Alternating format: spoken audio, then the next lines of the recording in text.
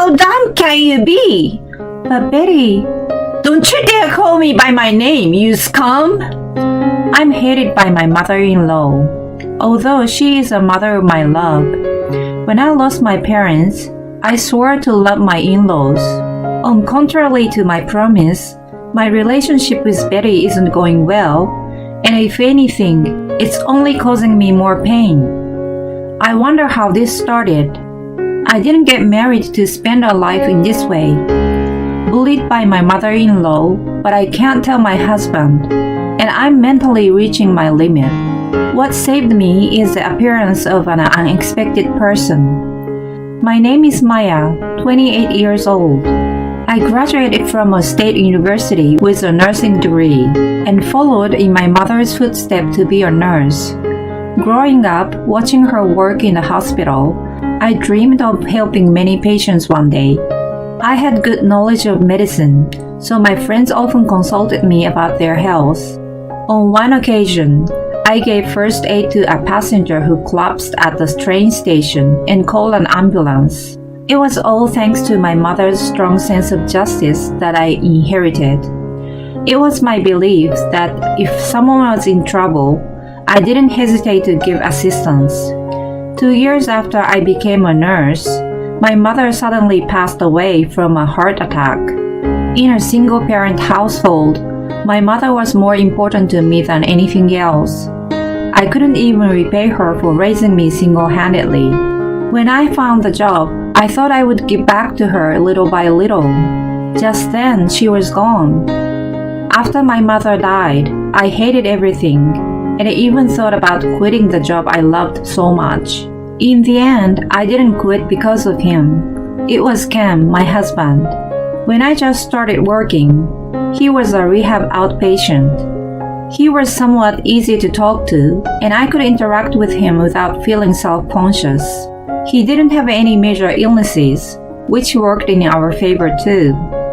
He was light-hearted and gentle, yet dependable.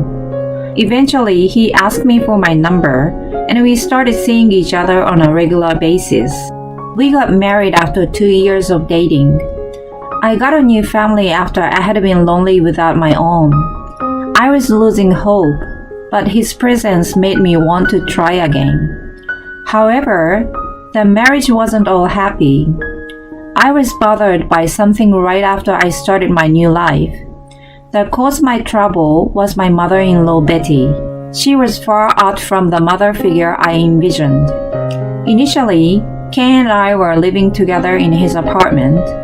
About 2 weeks into our honeymoon, Betty paid a surprise visit. She told me, "Maya, I'm not feeling so well these days." I was obliged to listen because I knew she was relying on me as a nurse. "Oh no, what's exactly wrong?" Not really about my health, but I'm concerned about my living situation. My husband and I are alone, so I worry if anything happens. "Well, when you need help, you can always call me." But maybe we get worse while calling you. Maybe we die while waiting. If it comes to that, you need to call an ambulance. Then she gave me a bright smile and uttered unexpected words. So Maya, let's live together. "What?" It was such a sudden request that I didn't know how to reply. She continued talking cheerily, while I was just flabbergasted. You're a nurse, so I feel safe when something happens. "Wait, I can't decide on such a big thing right away." No, I'm not telling you to move in now. But I'm not getting younger, so it's better sooner than later. "I see. You'll be freed from paying rent, so isn't it better for you too? Please think about it." She left looking satisfied. Since then, I received numerous calls from her asking about the move. I thought about consulting Ken, but he happened to be in the middle of the peak season at work and didn't seem to have time to discuss such an important matter. Just as I was contemplating, he mentioned, My mom told me, but are we supposed to move in with her sometime?" "Really?" She sounded quite happy about it. She said she felt safe having you with her. Wait a minute. She's getting carried away on her own. Oh yeah? We both work, so I think it's not a bad idea. Your housework will be lighter, you know. He had a point. Having a double income was financially beneficial, but the chores became poor. I often had no energy to cook dinner after work, so I prepared TV dinners or had takeaways. Ken always said he didn't mind, but I was skeptical. Once I started thinking about it, more and more concerns piled up in my mind. I came to think that it might be best to move in with the in-laws for him. As a result, I reluctantly agreed to Betty's request. Thus, just 2 months after our marriage, we started living with my in-laws. At first, Betty treated me as kindly as she could. Thank you so much for moving in with us. We are grateful to have an excellent daughter-in-law like you. I will take up the chores so you can focus on your work now. That being said, part of me expected that my life was going to be easier. But in reality, instead of becoming easier, what awaited me was living in hell. Just 1 week after I moved in, her attitude toward me took a drastic turn. She began discreetly bullying me. Hey Maya, are you really going to depend on me for all housework? I don't intend to. I do cleaning and washing on my days off. Huh. Who do you think you are? Isn't that a little unfair, you being a daughter-in-law? No, I don't mean to. It's obvious. You put everything on my shoulders and just want to make money for yourself. So sneaky. My mouth was agape to hear such an accusation from her. Who said all the housework was going to be taken care of in the first place? Since then, I tried to help her as much as I could. I prepared breakfast and did laundry before going to work. If I got off work on time, I cooked dinner. Every time it was for Ken, Betty, and my father-in-law, the four of us.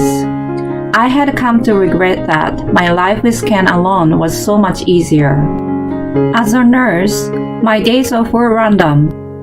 Ken was a normal office worker, so our days off coincided only a few times a month. I was off on a weekday and planned to go out for the first time in a while that day.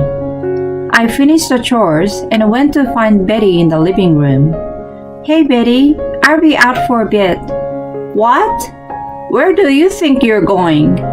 Just going to a mall. I have to buy a birthday present for my colleague.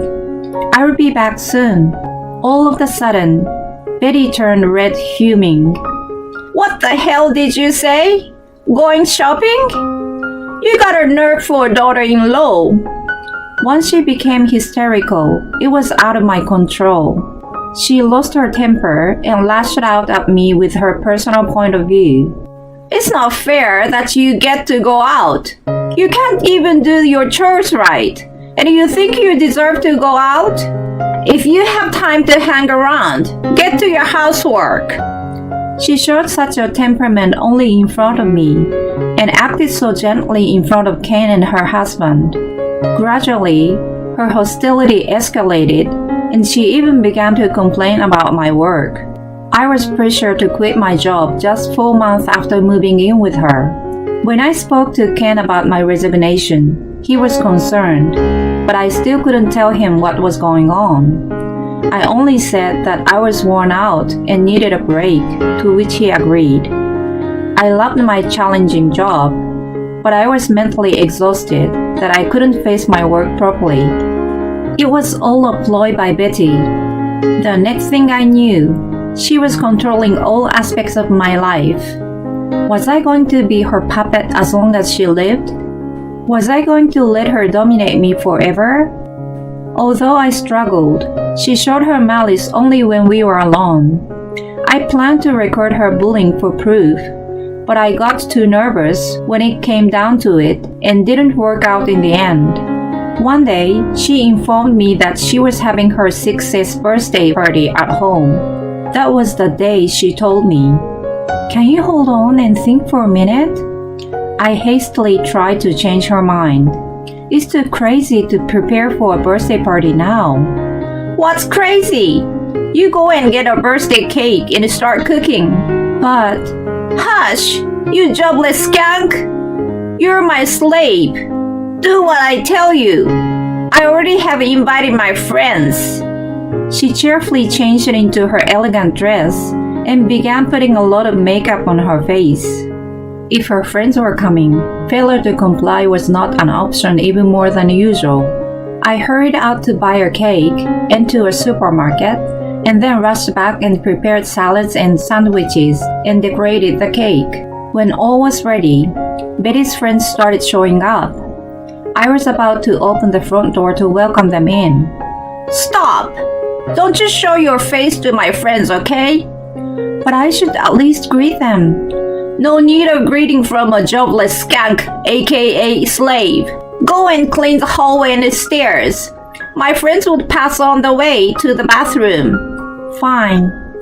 I cleaned as she ordered. Then one of her friends, Wendy, popped her face out to the hallway and asked, Hey Betty, who is that cleaning? Oh yeah, her. She's my daughter-in-law Maya. Has she done some wrong to you? Not at all. She looks very eager. Eager? No way. She had to be ordered to clean by me. Wendy was a name I had heard quite often from Betty. I continued to polish the hallway, feeling my face burning in shame at the thought of exposing my abomination to her friends. Seeing me like that, Wendy asked again, Hey Betty, how long are you gonna make her do that?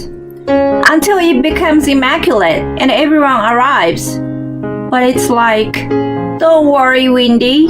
She's more like a slave than a daughter-in-law. As soon as she mentioned the word, the room fell silent. While everyone seems to be taken aback, she looked down and started yelling at me, probably to show off her status. How useless are you? But Betty, don't you dare call me by my name, you skunk! I'm sorry. I didn't understand why I was being treated this way in front of her friends. Then Wendy rushed toward us and slapped Betty's cheek. At that second, the status of Betty and me switched. Betty was trembling from shock and anger. What did you do that for? Screamed at Wendy with a burning face. Wendy calmly answered, I'm disappointed in you. I thought we were good friends. So why did you slap me? Such a savage act. Who is a savage? You mistreat the person who saved my life so terribly. Saved your life? Betty stared at her dumbfoundedly. I was totally lost when Wendy smiled at me and said, It's been a long time. You're the nurse, right? Do you remember me? I'm sorry, but have we met before? It's been a few years. You saved me at the train station. Train station? Oh my god, that lady! She was the one I assisted on a platform a while back. I remember giving first aid to her, who was unconscious at the time, and calling for an ambulance while frantically talking to her. I suppose she remembered the whole thing. She must have vaguely remembered my face and voice, and maybe asked the hospital about me later. I'd never imagined that I was going to meet her again in such a circumstance. I was surprised, but Wendy happily continued her story. I thank you so much for your help. I still remember you holding my hand and talking to me until the paramedics arrived. I'm so glad that you made it. I owe it to you. I've been hoping to thank you in person, but never imagined you were in such a terrible condition. Her words prompted the other friends to coldly stare at Betty. When Betty noticed, her face immediately turned white. Desperately trying to regain her position, she raised her voice. No. Don't take it wrong. Slave, but she initiated it on her will, and I've never told her to be one. Believe me. No matter how hard she tried to justify herself, No one believed her any longer. Wendy lashed out at her. "You're the worst kind to treat this honorable woman in such a terrible way. She's the wife of your precious son, isn't she? Yet you call her a slave? You have no compassion." Wait, Wendy, I don't mean to. Then how do you mean? I remember her thriving and glowing with full of life back then, and now she looks so pained. I have no doubt you took the life out of her. Apologize to her now. What are you waiting for?